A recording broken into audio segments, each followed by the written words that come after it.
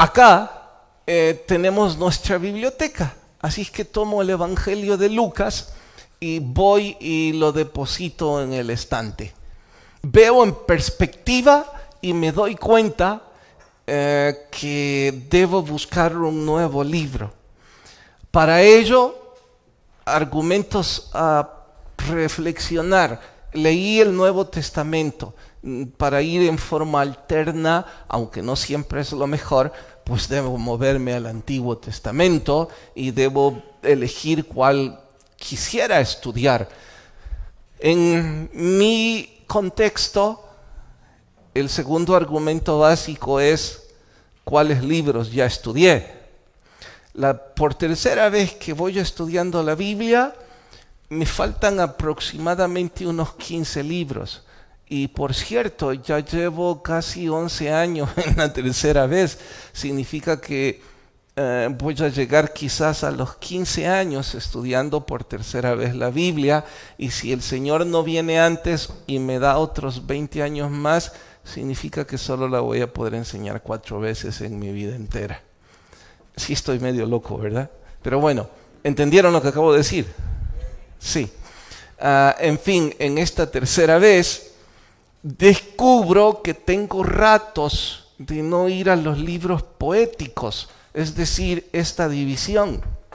Ahora, recuerden que cuando yo estoy diciendo vamos a nuestra biblioteca, no estoy siendo retórico. Biblia viene del latín biblos, que se traduce biblioteca, compilación de libros.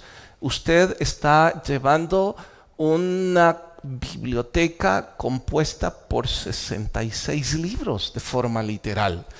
Y esta biblioteca está dividida en forma sistemática, no cronológica. Nunca lo pasen de largo, especialmente en el libro que hoy vamos a estudiar.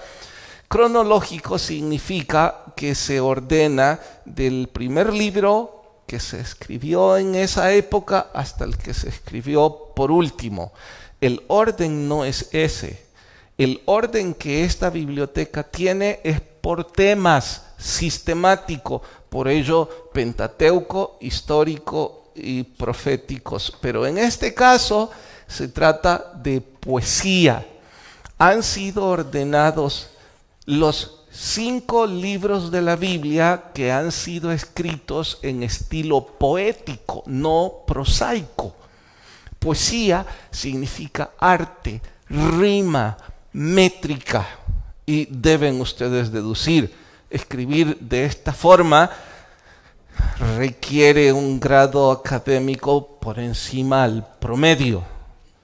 También debo acotar, estudiar poesía requiere un grado de esfuerzo mayor al promedio.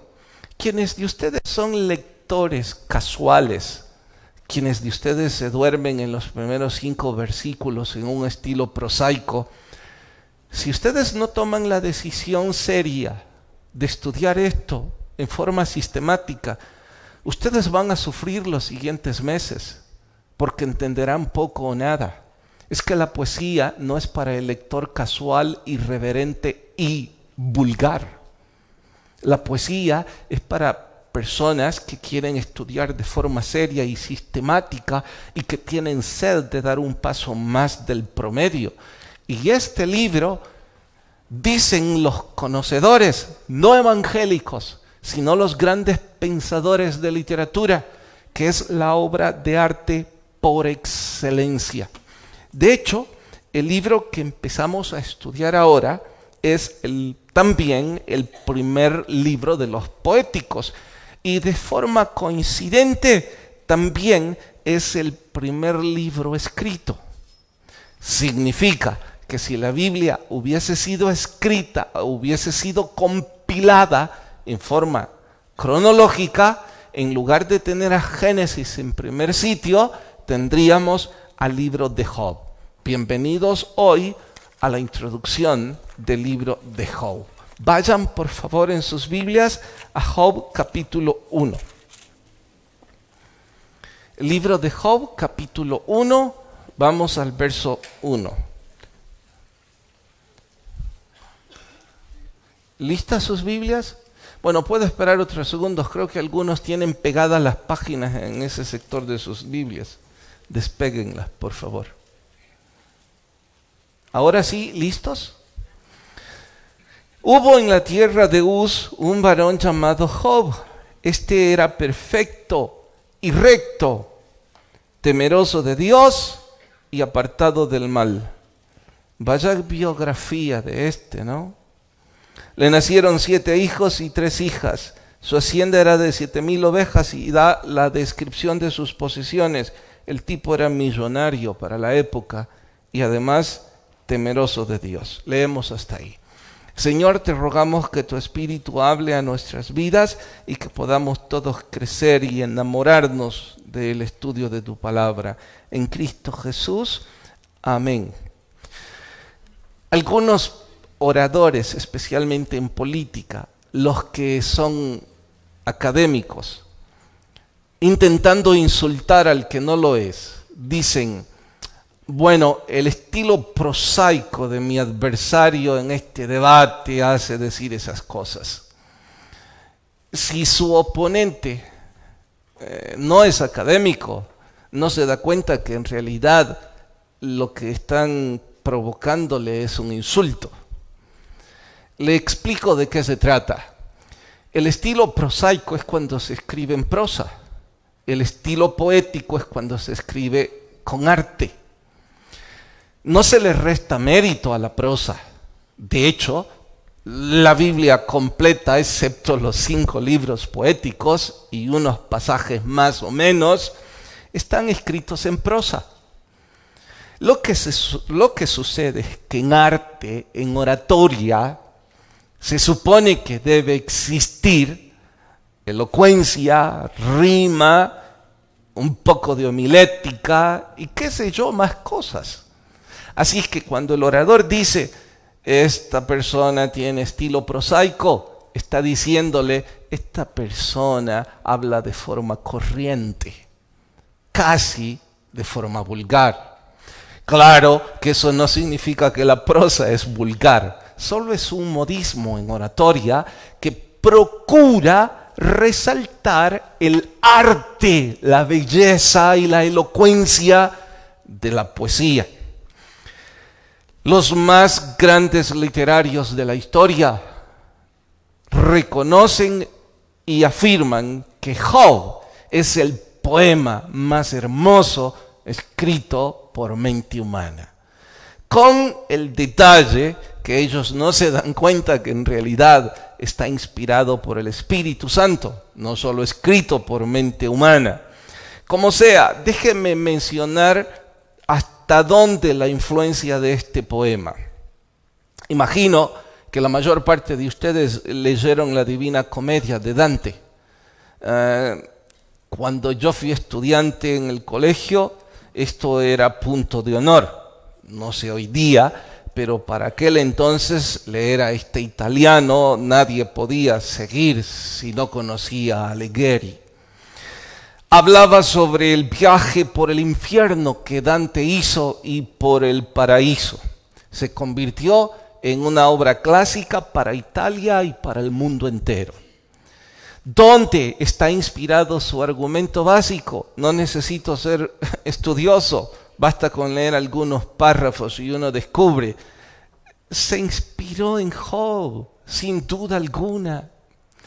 En cuanto a El paraíso perdido de Milton, el clásico inglés, contradicciones entre el bien y el mal, y vaya cómo se jactan, es hermoso, debo decirlo, humanamente hablando. Pero las contradicciones están en Job. Tuvo que haberse inspirado allí.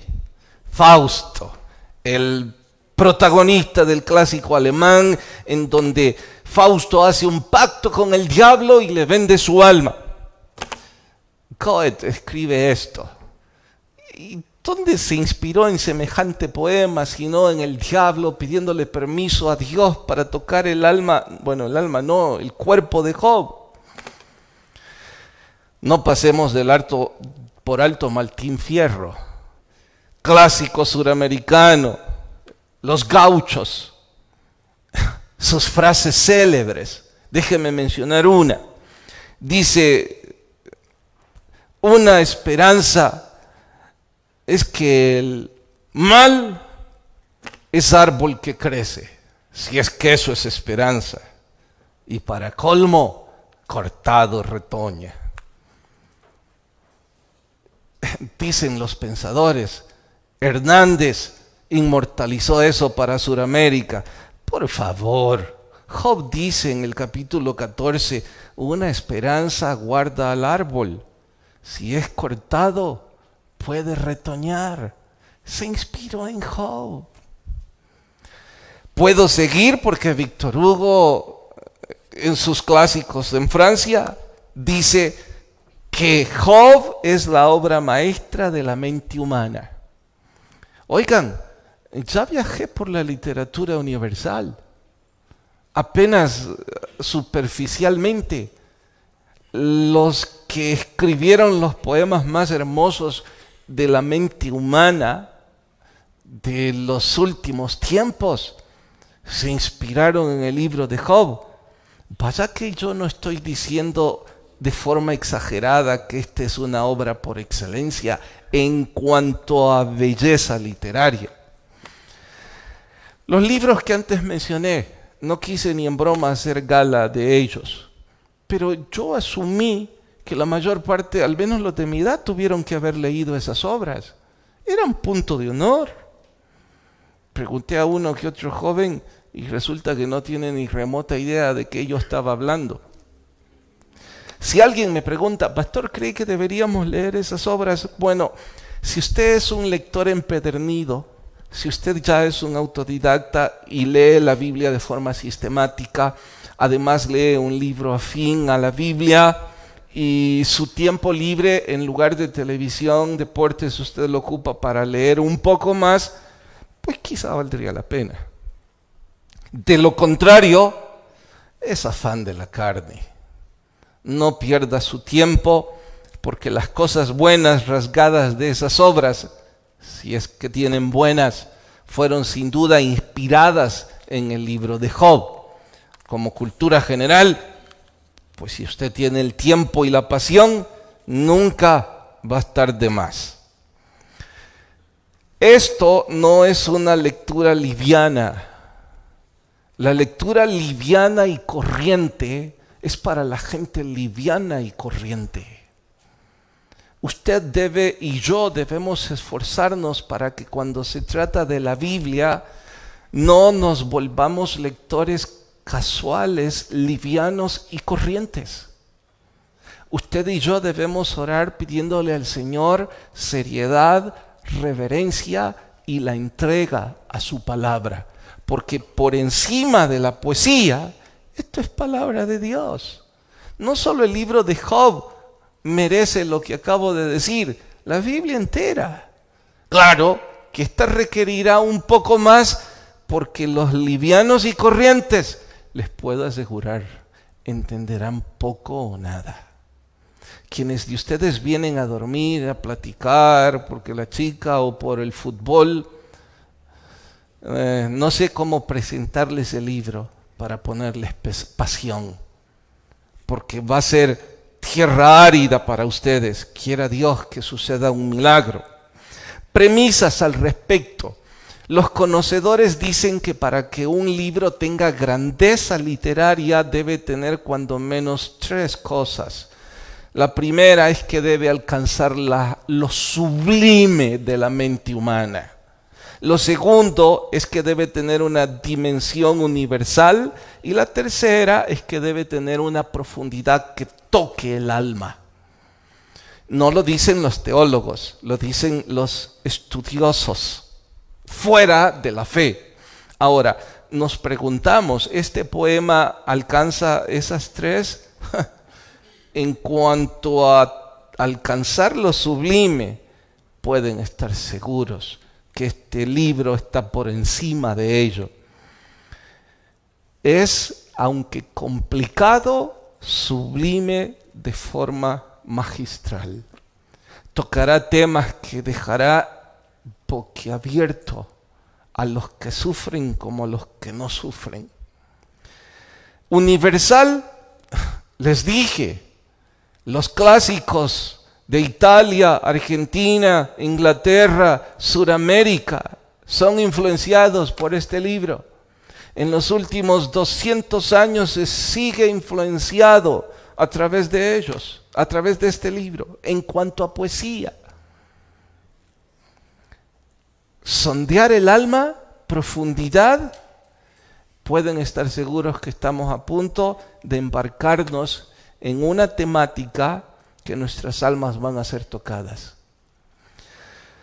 Vamos a encontrar metáforas, juegos de palabras, símiles, expresiones pintorescas, ironía. Contrastará las cosas de como son versus lo que parecen ser. Y repito, si su lectura es casual, no entenderá ni lo que es ni lo que parece ser. Pero si su lectura es en oración, de forma reverente y de forma sistemática, vamos a descubrir temas como la justicia de Dios frente a la maldad, el dolor, la muerte, que de hecho el dolor y la muerte no pueden separarse de la vida misma. Y como principio filosófico, los que le tememos a la muerte y al dolor es como que le tuviéramos miedo a la vida. No se entiende, ¿verdad? Ya pronto lo descubrirán. La ausencia de Dios cuando más duele, Job es el que la aborda.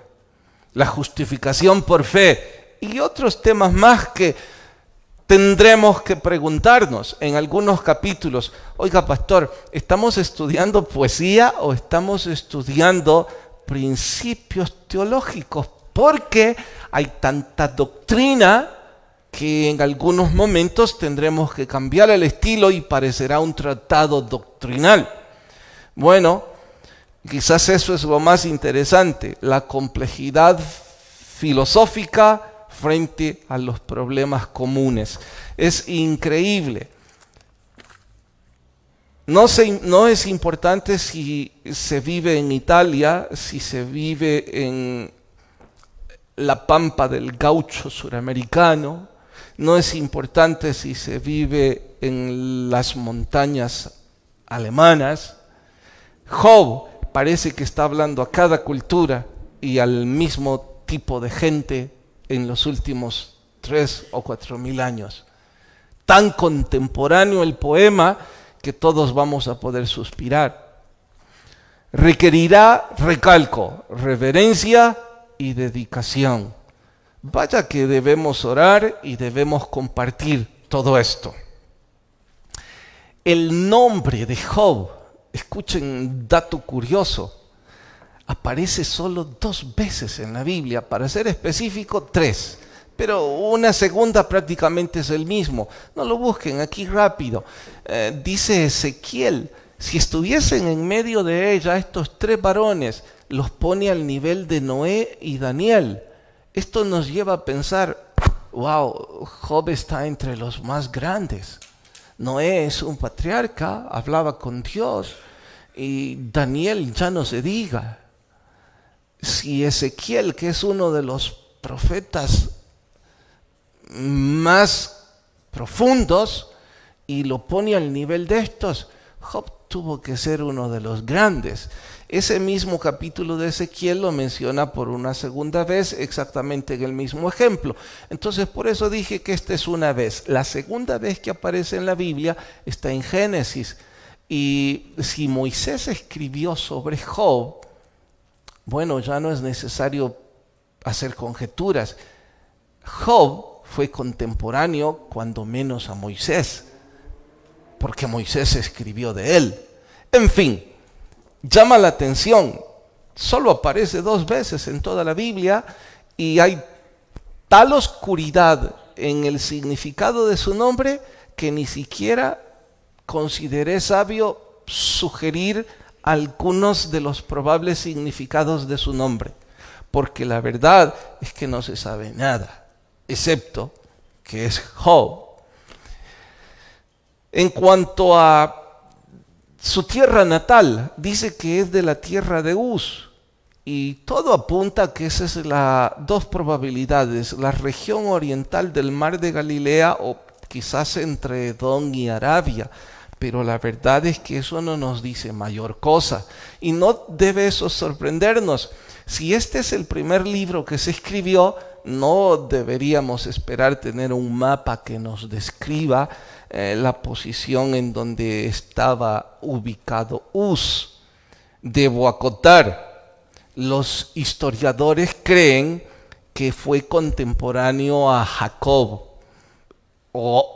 y a Moisés. Y además que debió ser rey de una pequeña ciudad, es que era rico y todo apunta a que debió ser algún rey. ¿Eso nos da paternidad literaria? ¿Nos dice quién lo escribió? No. No sabemos quién lo escribió. Todas las conjeturas que les acabo de resumir apuntan a los conocedores a pensar que quizás fue Moisés, pero ¿para qué vamos a dar rienda suelta a las conjeturas? Mejor lo que conocemos, y lo que conocemos es que no reclama paternidad literaria. Noten, vaya que es un poema hermoso, no reclama quién lo escribió, no sabemos la época exacta en que se escribió, no conocemos su contexto cultural, no conocemos el significado del nombre del protagonismo del poema. Bueno, que el protagonista es nuestro Señor, ya se los voy a demostrar. Todo eso, lejos de crear un problema, yo diría que me empuja a pensar lo que ya sabía. Es el poema más hermoso diseñado por Dios. En fin, temáticas principales. Esto también como base para el estudio de este poema. La fe inadecuada. Estoy diciendo que vamos a encontrar tres personajes importantes en el libro, hablan mucho, los amigos de Job, y lo de amigos entre comillas, los tres eran teístas. Eso significa que los tres tenían fe en Dios, pero su fe no era la correcta. Se los demostraré con un simple ejemplo, porque temo que algunos están a punto de juzgar a los amigos de Job de forma severa, pero escuchen la complejidad. A ver, terminen la frase: todo lo que se siembra, se cosecha. Todo lo que hacemos en la vida, pues vamos a tener la retribución. ¿Todos de acuerdo con eso? Es una ley bíblica, tendrían que estar de acuerdo con ello. Bien, si todos estamos claros con eso, entonces puedo decir: al que hace el bien, le retribuirá, ¿qué cosa? El bien. ¿De acuerdo todos? Bueno, están equivocados. Esa es una fe inadecuada. ¿De qué está hablando, pastor? ¿Recuerdan la descripción de Job en el capítulo 1? Justo, recto y temeroso de Dios. ¿Este sembró bien? ¿Y cómo le fue? Parece que su fe no es la más correcta. Va a necesitar profundizar conmigo en este poema y tratar de entender. Bueno, otra temática, y esta me emociona. No sé cuál me emociona más y cómo ansias por entrar a cada una. La justificación por fe. Esa frase, a ver, los estudiosos de teología, ¿dónde está la justificación por fe? ¿En qué libro por excelencia se menciona? La carta a los romanos. De hecho, se dice en la biografía de Lutero que fue precisamente cuando al fin logró llegar a la carta de Romanos y que la leyó, que él renunció a todo lo que le habían enseñado en la iglesia, porque descubrió que la justificación y la salvación era por fe. Pues ahora les digo, si tratamos de buscar la contraparte, cuando digo la contraparte es en el Antiguo Testamento otro libro que hable de la justificación por fe, ¿cuál sería? ¿Cuál? No les escucho. No, en el Antiguo Testamento. Rápidamente diríamos quizás no lo hay. Sorpréndanse. Job habla más que la carta a los romanos. de la justificación por fe. Claro que va a haber que rasgarla del poema. Satanás, adversario de los justos. Vamos a descubrir y vamos a profundizar, quizá como si se tratara de un tratado de teología, en cuanto a satanología, porque debemos descubrir que no es omnipotente. Job lo demuestra, que nos odia, y vamos a descubrir que no tiene poder para tocarnos sin el permiso de Dios, que con el permiso de Dios sí nos puede tocar. Y yo creo que entonces la pregunta no va a ser si Él puede tocarnos o no, sino que vamos a tener que preguntar la complejidad: ¿para qué Dios permite que Satanás me toque? Pero la mejor de todas las temáticas, aunque no la última, el Redentor. Yo me imagino que los más viejos de ustedes en el Evangelio van a poder terminar este versículo. Yo sé que mi Redentor vive y... No son muy viejos en el Evangelio. Y al fin me levantará del polvo. Bueno, esa es la frase por excelencia en el libro de Job. ¿Qué imagen tienen cuando se dice yo sé que mi Redentor vive? ¿Qué viene a sus mentes? El Señor Jesucristo. Estoy diciéndoles que en el primer libro escrito en la Biblia ya se mencionó la preeminencia del Redentor del mundo. Hermoso, ¿no les parece? ¡Wow! Allí está. Ya pronto lo vamos a descubrir. Pero la temática que más nos va a llevar tiempo es el sufrimiento. Algunos predicadores con cierta recurrencia, incluyéndome yo, sentimos cierta miedo al libro de Job. Olvido al escritor que dice, quería tomar su frase porque es elocuente. La idea es esta: cuando estudiamos la Biblia de forma seria, no hay forma de evitar meternos en el papel de lo que estamos estudiando. Y definitivamente cada vez que tomamos un libro hay algo allí en donde el Señor nos habla, nos toca. En lo que a mí respecta, hay ministerios en la iglesia que se fundaron mientras estudiábamos un libro. Hay cosas, proyectos, en fin. Lo mismo nos lleva a pensar: ay, estudiar Job es problemas, porque Job sufrió y quizás por eso algunos no quieren profundizar en Job. Dije antes, la muerte, el sufrimiento es parte de la vida misma. Nadie puede evitarlo. Lo mejor que podemos hacer es estudiar al respecto. Y Job es el libro que de forma magistral habla precisamente sobre el sufrimiento. Nos enseña a tener reverencia, no miedo. Entre otras cosas, me da 2 lecciones.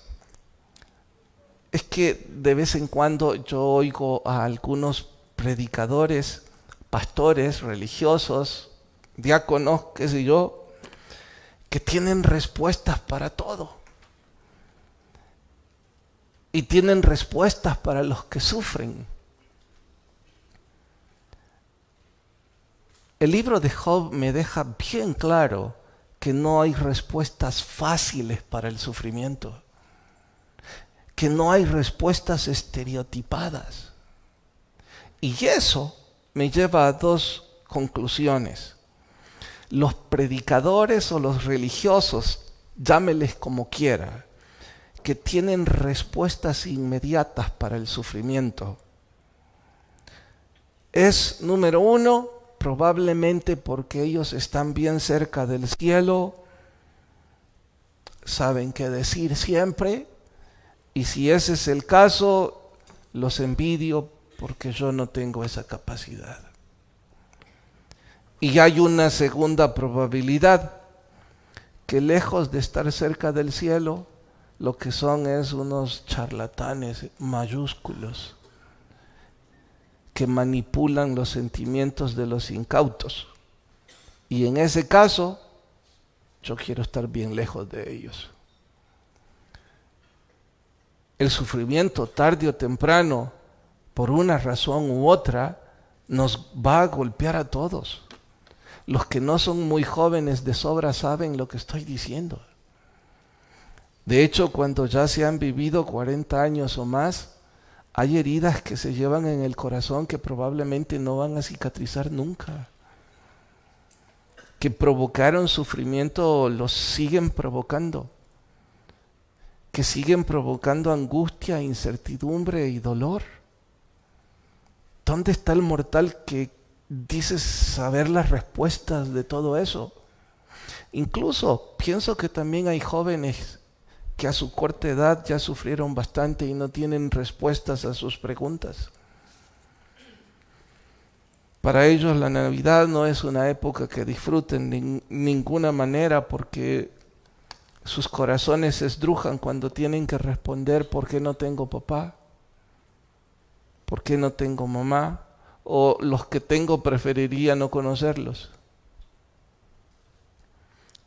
¿Por qué no nací en un hogar normal? ¿Por qué mientras otros hablan de fiestas yo tengo que aguantarme y no saber si tengo que comer o qué vestir? ¿Por qué mientras otros están bailando yo tengo que pensar en drogarme o en alcoholizarme para pasar la miseria de mi vida? Bueno, ese es sufrimiento. Y tarde o temprano nos golpea a todos. Por eso es que lo mejor que podríamos hacer es conocer de antemano qué es lo que la Biblia enseña y estar cerca de Dios, porque nos guste o no nos guste, no nos están preguntando.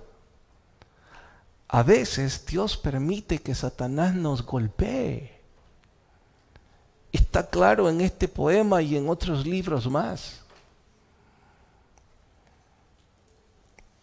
Y dice un famoso escritor que hay algo que duele más que el mal, es la injusticia. Dice él, está bien que me hayan quitado mi trabajo, es mi culpa. No fui el mejor obrero o ya no hay suficiente producción. Pero si descubro que me quitaron mi trabajo, no porque no fui un buen obrero, no porque no habrá más producción, sino porque alguien me calumnió y ese alguien es un alcohólico, eso es injusticia, eso duele más.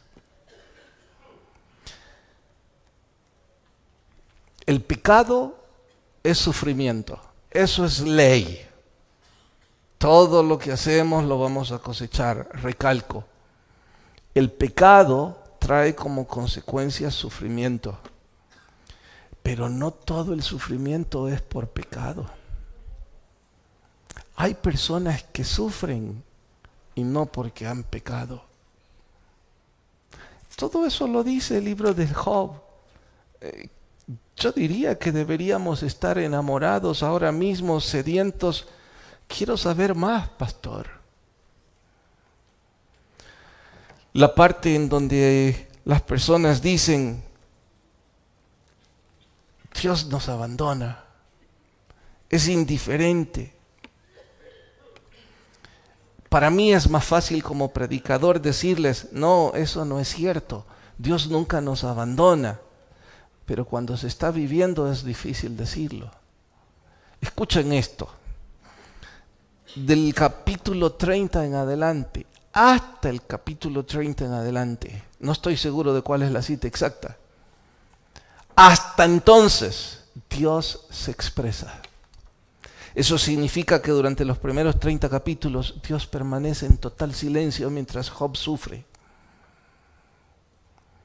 Cualquier lector casual diría, Dios está ausente. He estado buscando, aún no encuentro mayor registro. Mi curiosidad hace que me pregunte, ¿cuánto tiempo habrá pasado desde que vino la primera prueba de Job Y hasta que Dios se expresó, seguro fueron meses, si no años. Wow, no quisiera estar en sus zapatos.